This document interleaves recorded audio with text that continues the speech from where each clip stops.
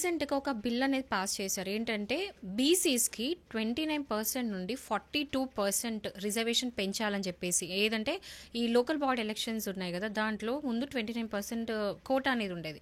But ఇప్పుడు 42%కి పెంచాలని చెప్పేసి ఒక ఆర్డినెన్స్ అనేది పాస్ చేశారు. సో, అది గవర్నర్ గారు జిష్ణుదేవ్ వర్మ గారు ఇంకా దాన్ని అప్రూవ్ చేయడానికి ఉంది. సో, దీంట్లో ఏందంటే లీగాలిటీ పార్ట్ చూసుకుంటే మామూలుగా సుప్రీంకోర్టు ఆల్రెడీ ఒక గైడ్ లైన్ ఉంది. అంటే సుప్రీంకోర్టు ఆల్రెడీ ఒకటి చెప్పింది ఏంటంటే ఏ స్టేట్లో కూడా 50% కంటే ఎక్కువ కూడా రిజర్వేషన్ అనేది ఉండొద్దు. దేనికి కూడా ఏ క్యాస్ట్ బేస్ దాంట్లో 50% కంటే ఎక్కువ రిజర్వేషన్ ఇవ్వద్దు. సో, అది ఎక్స్ట్రాడినరీ కేసులో తప్ప ఇవ్వద్దు. సో, ఇక్కడ చూస్తే ఏంటంటే మన స్టేట్లో స్టాటిస్టిక్స్ ప్రకారం ఏంటంటే ఆల్మోస్ట్ 56% పాపులేషన్ బీసీస్ అంట. సో, ఇది గవర్నమెంట్ చెప్తుంది. ఈ 56% బీసీ పాపులేషన్ మన స్టేట్లో ఉందని చెప్పి గవర్నమెంట్ చెప్తుంది.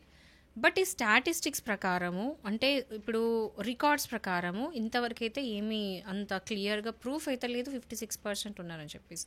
సో, దీని మీద రకరకాలుగా క్రిటిక్స్ మాట్లాడుతున్నారు. కొంతమంది కరెక్టే, కొంతమంది కరెక్ట్ కాదు అంటున్నారు. ఎందుకంటే 56% పాపులేషన్ ఉన్నప్పుడు వాళ్ళ తగ్గట్టు కోటా అనేది లోకల్ బాడీ అంటే పంచాయతీ ఎలక్షన్స్లో ఉండాలి. సో, అలా ఇస్తేనే సమన్యాయం జరిగినట్టు అని చెప్పేసి.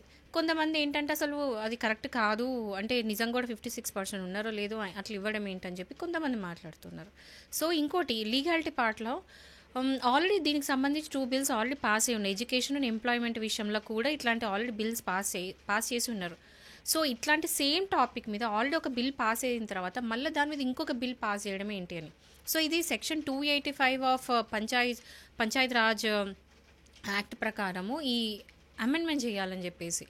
సో, ఇదేంటంటే ఆల్రెడీ ఒక బిల్ పాస్ అయినప్పుడు మళ్ళీ అదే బిల్ మీద మళ్ళీ బిల్ ఏంటి అనేది లీగలీ కొన్ని క్వశ్చన్స్ అనేది ఇంకా నడుస్తున్నాయి. కాబట్టి దీని మీద మన గవర్నర్ గారు ఇంకా లీగల్ ఒపీనియన్ తీసుకున్న దానిలో ఉన్నది. బట్ ఆయన ఒక్కసారి అసెంట్ ఇచ్చిండు అంటే ఆయన సిగ్నేచర్ పెట్టి సంతకం పెట్టిండు అంటే ఈ రిజర్వేషన్ బిల్ అనేది పాస్ అవుతుంది.